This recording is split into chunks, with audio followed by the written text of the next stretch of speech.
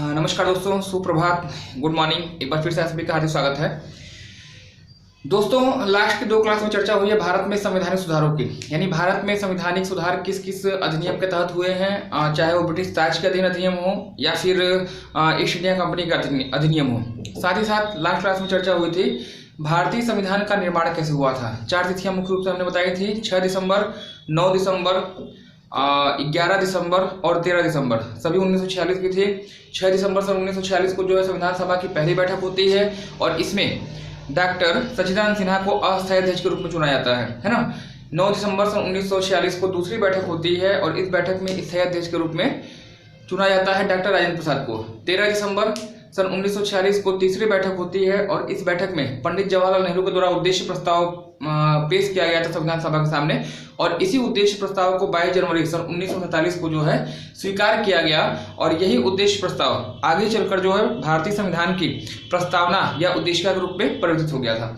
तो last class में इन सबों के बारे में चर्चा हो चुकी है। अगर आपने ये वीडियो नहीं देखा है तो आई बटन में इसका लिंक आपको मिल जाएगा या आप मेरी प्लेलिस्ट में जा सकते हैं। चैनल की प्लेलिस्ट में जाइएगा, भारतीय संविधान की एक प्लेलिस्ट बनी है, उसमें सभी वीडियो आपको क्रमवार मिल जाएंगे, स्टेप बाय स्टेप आपको मिल जाएंगे। ठीक है, अगर आप लोगों ने मेरे चैनल को सब्सक्राइब नहीं किया है तो सब्सक्राइब कर सकते हैं और बेल आइकन को प्रेस कर सकते हैं। चलिए, आज इस छोटे से वीडियो में चर्चा होगी भारतीय संविधान के सोर्सेज के बारे में। भारतीय संविधान के जो मूलभूत स्रोत रहे हैं। मैंने एक चीज आपको बताई थी कि भारतीय संविधान का जो बैकबोन है, रीढ़ की हड्डी है, वह भारत शासन अधिनियम 1935 है या कह लीजिए भारतीय परिषद अधिनियम 1935 है। 60 to 70% पार्ट जो है वो इसी अधिनियम से लिए गए हैं। इसके अलावा भारतीय संविधान के निर्माण में कई देशों के संविधान का अध्ययन किया गया था और उन देशों के संविधान के अध्ययन के परिणाम स्वरूप जो भी अच्छी चीजें मिलती हैं उन सभी को जो है भारत में क्या कर लिया गया, भारतीय संविधान में कलेक्ट कर लिया गया है, एकत्र कर लिया गया है। कहने का मतलब है कि एक लाइन में आप भारतीय संविधान को उधार का थैला भी कह सकते हैं या भानुमति का पिटारा भी कह सकते हैं, है ना। तो ऐसे देश कौन कौन से हैं और किन देशों से क्या क्या लिया गया है, आज के इस संक्षिप्त वीडियो में चर्चा होगी। ठीक है, क्या क्या चीजें पहले देखते हैं। सबसे पहले अगर देखा जाए इंग्लैंड के संविधान की बात करिएगा, आपने इंग्लैंड के संविधान का अध्ययन किया था या ग्रेट ब्रिटेन ग्रेट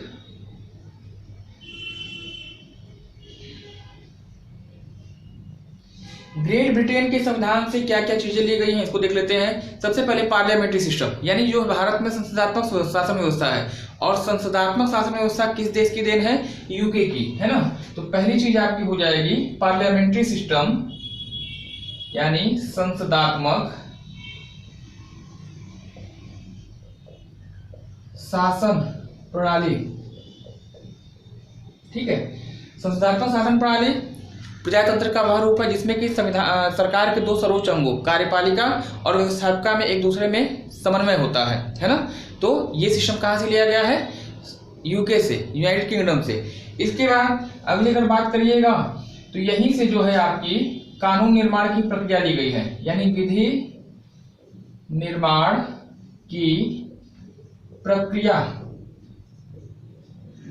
ठीक है, 2 चीजें आपकी हो गई, एक तो पार्लियामेंट्री सिस्टम हो गया यानी एक संविधान संसदात्मक शासन प्रणाली हो गई और दूसरा आपका हो गया विधि निर्माण प्रक्रिया यानी कानून बनाने की जो सिस्टम है, जो व्यवस्था है। ठीक है, चूंकि भारत में संसदात्मक शासन प्रणाली पाई जाती है, अतः जो भारत के राष्ट्रपति का पद होता है, भारत के राष्ट्रपति को देश का औपचारिक प्रधान माना जाता है। वास्तविक कार्यपालिका शक्तियां प्रधानमंत्री और उसके मंत्रिमंडल में निहित होती हैं। कहने का मतलब यह है कि भारत में संसदात्मक शासन प्रणाली होने के कारण जो राष्ट्रपति की स्थिति है वह गौण है। राष्ट्रपति देश का नाम मात्र का प्रधान, नाम मात्र का प्रधान। ऐसे जितने देश जहां पे पार्लियामेंट्री सिस्टम पाया जाता है, जहां पर संसदात्मक शासन व्यवस्था पाई जाती है, वहां पर राष्ट्रपति की स्थिति जो है गौण भूमिका में होती है यानी औपचारिक प्रधान के रूप में होती है और वास्तविक शक्तियां वह प्रधानमंत्री तथा उसके मंत्रिमंडल में निहित होती हैं। तो चूंकि भारत में संसदात्मक शासन प्रणाली है, ब्रिटेन से ली गई है और इसलिए भारत में राष्ट्रपति का वही स्थान है जो ब्रिटेन में एक राजा का है। ब्रिटेन में यही कंडीशन है कि ब्रिटेन में भी जो वास्तविक कार्यपालिका शक्ति होती है वो कहाँ से लिए वो किस में होती है, तो प्रधानमंत्री में होती है। और एक चीज यहाँ पे और चीज ध्यान रखिएगा कि एकल नागरिकता का प्रावधान, एकल नागरिकता, तो यह 4 चीजें हैं जो कि ब्रिटिश संविधान के अध्ययन के परिणाम स्वरूप जो है भारत में समावेशित की गई हैं। इसको ध्यान रखिएगा, एग्जाम में हमेशा आपसे पूछा जाता है। ये तो यूके की बात हो गई। दूसरा देश की अगर बात करिए तो आपका आता है संयुक्त राज्य अमेरिका। संयुक्त राज्य अमेरिका की अगर बात करिएगा तो संयुक्त राज्य अमेरिका के संविधान से आपका क्या लिया गया है, सबसे पहले आपका फंडामेंटल राइट्स यानी मौलिक अधिकार,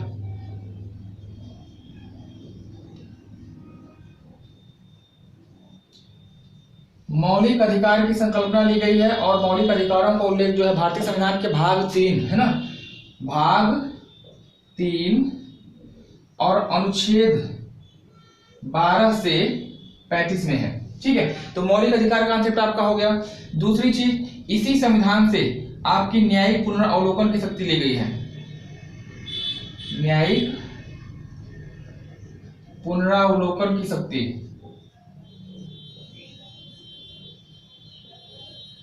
यानी लोअर बेंच के आर्डर को जो है आप क्या कर सकते हैं, अपर लेवल के बेंच में आप चैलेंज कर सकते हैं। यही आपका जस्टिस रिव्यू होता है। और जस्टिस रिव्यू कहां से लिया गया है, तो संयुक्त राज्य अमेरिका के संविधान से लिया गया है। तीसरी चीज, इसी संविधान से जो है भारत में उपराष्ट्रपति की व्यवस्था है। उपराष्ट्रपति की व्यवस्था, ठीक है। तो ये 3 चीजें आपके लिए गई है संयुक्त राज्य अमेरिका के संविधान से। इसके बाद अगर तीसरे देश की अगर बात करिएगा तो तीसरे देश का आपका नाम आता है आयरलैंड। आयरलैंड के संविधान से क्या क्या लिया गया है, डीपीएसपी। डीपीएसपी मतलब राज्य के नीति निर्देशक तत्व, बहुत ही इंपॉर्टेंट है, हमेशा एग्जाम में आपसे पूछे जाते हैं, है ना। तो राज्य के नीति निर्देशक तत्व, और इनका उल्लेख जो है भारतीय संविधान के भाग 4 और अगर अनुच्छेद की बात करिएगा तो अनुच्छेद 36 से 51 में जो है डीपीएसपी का उल्लेख है, राज्य के नीति निर्देशक तत्वों का उल्लेख है। और यह निर्देशक तत्व जो है भारतीय संविधान के भाग 4 में है, अनुच्छेद 36 से लेकर 51 तक। बहुत ज्यादा इंपॉर्टेंट, सबसे ज्यादा रिपीटेड क्वेश्चन है, कई बार पूछा गया है। 4 देशों का ऑप्शन देगा, कहेगा निम्नलिखित में से किस देश से राज्य के नीति निर्देशक तत्वों को समावेशित किया गया है, आप बताएंगे आयरलैंड। दूसरी चीज, यहीं से जो है राष्ट्रपति के निर्वाचक मंडल की व्यवस्था है। राष्ट्रपति के निर्वाचक मंडल की व्यवस्था है ना, राष्ट्रपति का निर्वाचक मंडल। आप मुझे कमेंट सेक्शन में बताइए कि राष्ट्रपति के निर्वाचक मंडल का उल्लेख भारतीय संविधान के किस अनुच्छेद में है ना, अनुच्छेद आपको बताना है। मैं आपसे अपेक्षित इस प्रश्न का अपेक्षा में रखूंगा उत्तर का। 2 चीजें आपकी हो गई, राज्य के नीति निर्देशक तत्व हो गए, और साथ ही साथ आपका हो गया राज्य के जो राष्ट्रपति के निर्वाचक मंडल है उसकी व्यवस्था किस देश के संविधान से की गई है, तो भारत के आयरलैंड के संविधान से।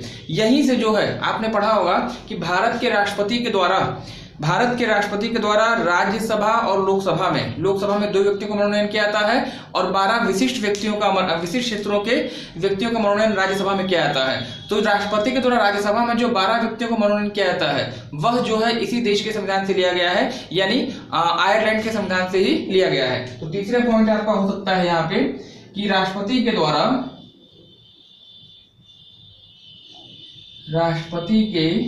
द्वारा राज्यसभा में 12 विशेष व्यक्तियों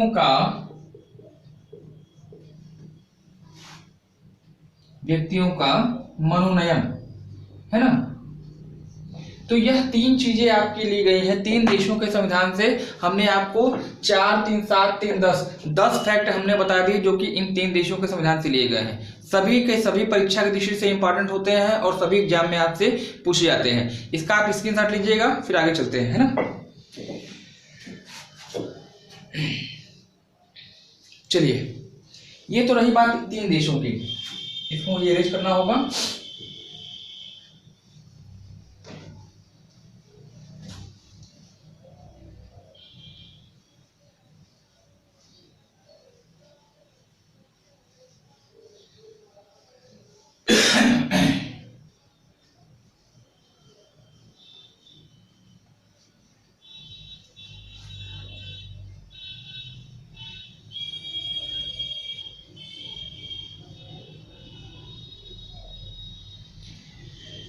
चलिए, अब जो है ये 3 देश आपके हो गए।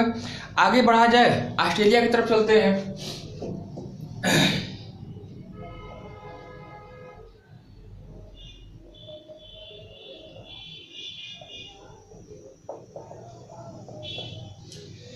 ऑस्ट्रेलिया की बात करिएगा तो ऑस्ट्रेलिया से संविधान की उद्देशिका की भाषा को लिया गया है, प्रस्तावना की भाषा। हम भारत के लोग, आप पढ़ते हैं भारत की संविधान की प्रस्तावना को आप पढ़िएगा, इसकी स्टार्टिंग ही होती है हम भारत के लोग से, है ना।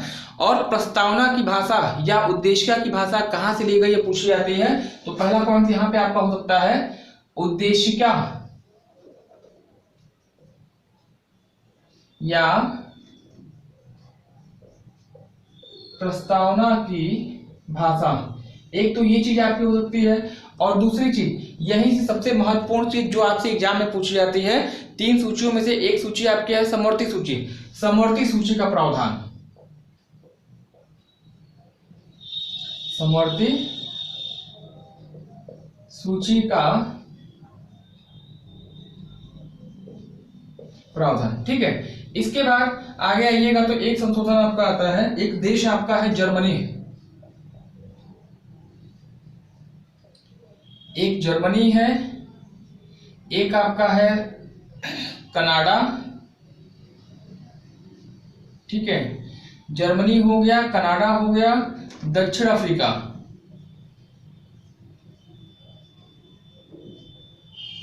दक्षिण अफ्रीका, और एक आपका हो गया रूस।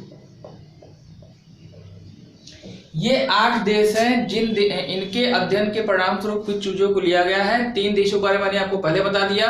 ऑस्ट्रेलिया से 2 चीजें मैंने आपको बताई हैं, एक तो उद्देशिका की भाषा या प्रस्तावना की भाषा को बताया है, और साथ ही साथ समवर्ती सूची का प्रावधान आपका ऑस्ट्रेलिया से लिया गया है। जर्मनी की बात करिएगा, जर्मनी के बीमर संविधान से, है ना, जर्मनी के बीमर संविधान से जो है राष्ट्रपति की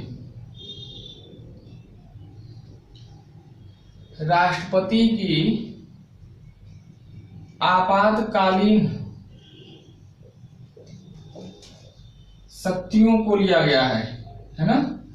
भारतीय राष्ट्रपति की आपातकालीन शक्तियों को लिया गया कहां से, जर्मनी के बीमर संविधान से। और आपको मालूम कि भारतीय राष्ट्रपति की 3 तरह की आपातकालीन शक्तियां हैं, एक आपका होता है राष्ट्रीय आपात, दूसरा है आपका राज्य आपात, और तीसरा आपका जो है वित्तीय आपात, है ना।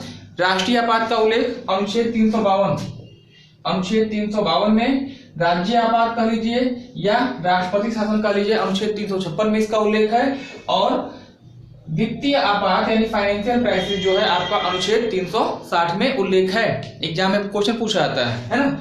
कनाडा के संविधान से संघात्मक स्वरूप को लिया गया है, भारत का जो संघ है संघात्मक स्वरूप को लिया गया है। और यहाँ पे एक चीज यहाँ पे ध्यान देने वाली बात होगी कि भारतीय संविधान में संघ के लिए आपने एक शब्द प्रयोग किया है, वो शब्द आपसे पूछा जाता है। संघ के लिए जो है यूनियन शब्द प्रयोग किया गया है, यूनियन शब्द का प्रयोग।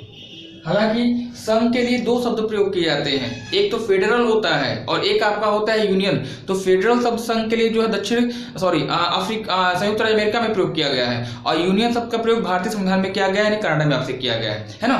तीसरी चीज यहाँ पे आइएगा, दक्षिण अफ्रीका के संविधान से जो है भारत में संविधान संशोधन की प्रक्रिया, संविधान संशोधन की प्रक्रिया ली गई है।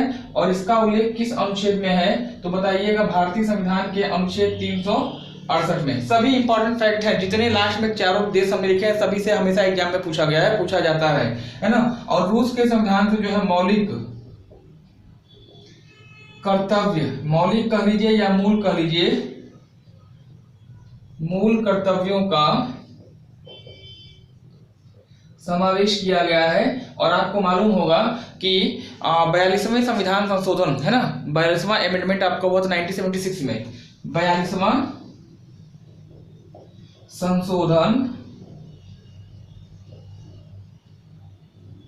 1976 में हुआ था।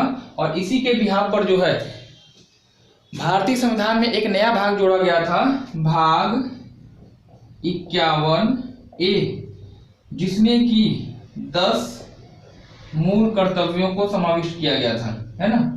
10 मूल कर्तव्यों को समाविष्ट किया गया था किस संशोधन के तहत? तो 42वां कॉन्स्टिट्यूशन, 42वां अमेंडमेंट 1976 में सरदार स्वर्ण सिंह समिति के प्रस्ताव पर ये आपके अमेंडमेंट हुए थे और 10 मूल कर्तव्यों को शामिल किया गया था। 1986 में 86वां संविधान संशोधन आपका होता है। 86वां संशोधन के तहत एक मूल कर्तव्य आपका और शामिल किया गया था, जिसके पश्चात वर्तमान समय में आज की डेट में भारतीय संविधान में कुल मूल कर्तव्यों की संख्या अगर आपसे पूछी जाए तो बताइएगा 11 मूल कर्तव्य हैं। स्टार्टिंग में जब मूल रूप से संविधान को अपनाया गया था तो उस समय भारत में एक भी मूल कर्तव्य नहीं था, है ना। 42वां संविधान संशोधन के तहत 10 मूल कर्तव्यों को शामिल किया गया और फिर बाद में 86 अमेंडमेंट यानी 86वां संविधान संशोधन के तहत जो है इसमें एक मूल कर्तव्य आपका 6 से 14 वर्ष के बालकों के लिए निःशुल्क एवं अनिवार्य शिक्षा का प्रावधान किया गया था। तो यह जो है आपका बना था शिक्षा संबंधित मूल कर्तव्य 11वां आपका था। तो यह आपके रहे भारतीय संविधान के कुछ महत्वपूर्ण सोर्सेज, महत्वपूर्ण स्रोत, जहां से हमेशा एग्जाम में पूछे जाते हैं क्वेश्चन। अंतिम 3-4 देश जो हमने बताए हैं यानी जर्मनी है, कनाडा है, दक्षिण अफ्रीका है और रूस है, और सभी को भले ही भूल जाइएगा लेकिन इन 4 को मत भूलिएगा, क्योंकि यहाँ से हमेशा एग्जाम में आपसे प्रश्न पूछे जाते हैं। ठीक है, तो ये रहा एक छोटा सा वीडियो जिसमें भारतीय स्रोत के भारतीय संविधान के स्रोत की चर्चा की गई है। उम्मीद है कि आपको पसंद आया होगा। अधिक से अधिक इसको लाइक कर सकते हैं, शेयर कर सकते हैं और इस वीडियो को वहां तक पहुंचाइए जिस विद्यार्थी को जरूरत है। ठीक है, तो आज के लिए फिलहाल इतना ही, मिलते हैं अगले क्लास में। धन्यवाद, have a nice day, thanks for joining me. Okay.